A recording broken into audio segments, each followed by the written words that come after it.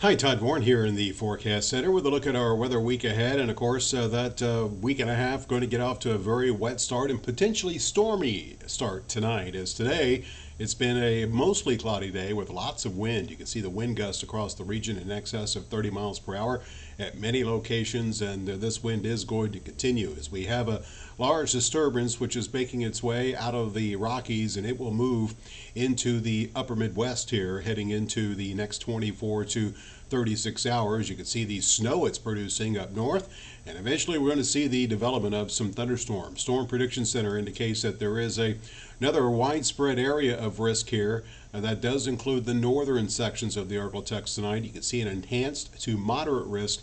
That means it's possible that we could see numerous to widespread severe weather issues, and you can see the expanse of this risk. Just like last week, it extends across most of the middle of the country, and all severe weather threats will be possible. That risk will decrease somewhat tomorrow and shift more towards the south and east. You can see a marginal to slight risk. In other words, severe weather issues tomorrow should be more isolated to scattered in nature. And again, all severe weather threats will be possible during this time frame. So let's talk about timing first of all. I'm going to show you a couple of different models here. First of all, this is FUTURECAST, and you can see that tonight we will have to keep an eye on anything that develops near us this evening. That could pose a brief severe weather threat, but most of the activity is going to wait until probably well after midnight. You can see the thunderstorms developing here just to the northwest of us just after midnight. FUTURECAST is a little faster than other models, and you can see that activity will gradually spread to the south and east. By 6 a.m. we could be looking at some thunderstorms moving into Texarkana, a little bit of rain in Shreveport. Thunderstorms will pick up in Shreveport during the early morning hours, and then we could see a little bit, if FUTURECAST is correct, see a little bit of a decrease in the coverage of the thunderstorms as the severe weather threat will pretty much come to an end as we work our way into the afternoon. More rain will try to develop in the afternoon, and it will increase once again as we go into especially the latter stages of tomorrow night.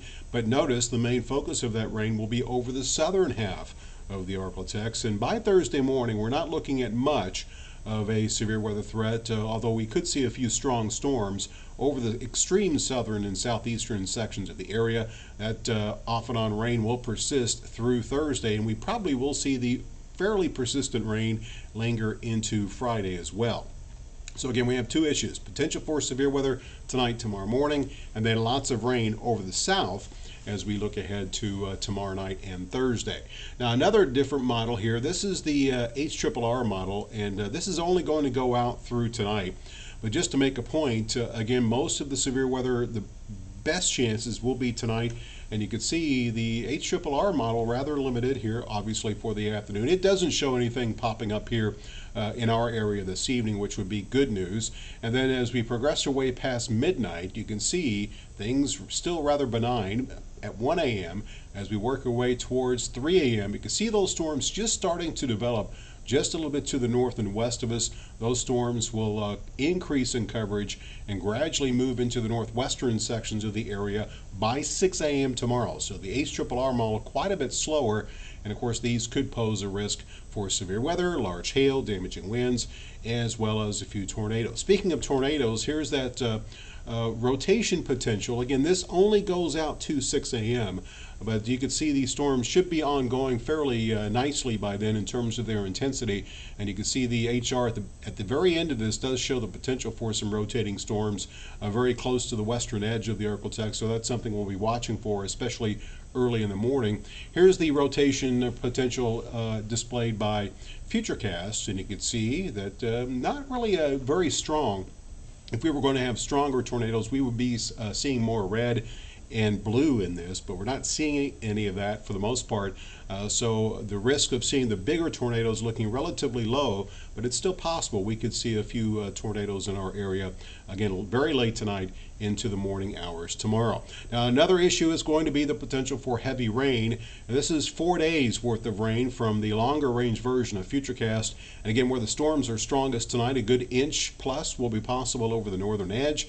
But notice the heavier rainfall totals where the rain will be longer lasting later this week. Over the southern half of the Arctic, we could see anywhere from 2 to over 5 inches of rainfall, and obviously with that much rain, flooding could be something we'll be concerned about later in the week.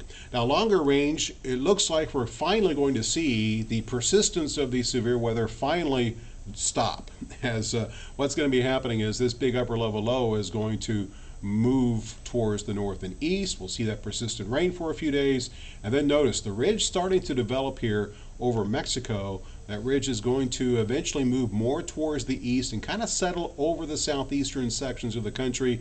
That will protect us from any significant chances of rain, and it also is going to result in some of the warmest temperatures of the year so far by the end of next week. So that being said, your forecast looks like this for tonight. We're going to be looking at thunderstorms increasing over the northwestern half of the area, probably after midnight. Again, we're going to have to watch what happens with anything that does develop late this afternoon. Temperatures tonight will settle into the lower to middle 60s north to the low to middle 70s over the southern sections of the area.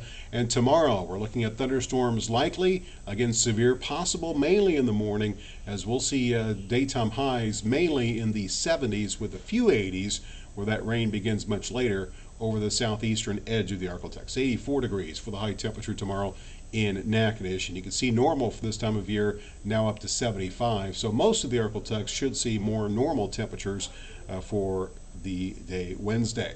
10-day forecast shows even cooler temperatures, well below normal temperatures for Thursday and Friday. It's possible we may not hit 60 either day with, again, the persistence of the rain. If it doesn't rain as much as models are projecting, we will warm into the 60s, but it's looking rather consistent in Shreveport, so we will likely stay in the 50s both Thursday and Friday. Slight chance for a lingering shower Saturday morning, and then we'll see some sunshine for Easter Sunday as we'll begin what could become a solid week of dry weather here across the Arctic with a big warming trend. You can see the 50s for Friday. We'll be in the upper 80s by the end of next week, and perhaps even 90 by next Friday. So all in all, again, all eyes will be on the possibility for some strong to severe thunderstorms during the night tonight. Be aware and be ready before you go to bed, and make sure you have a way to be awakened if severe weather threatens your home and your family. So again, we'll be watching those thunderstorms as we go through the nighttime hours tonight, and of course give you further updates. And I'll probably have an update on this page. You scroll down a little bit and you'll see a live update this evening, this Tuesday evening at 8:30.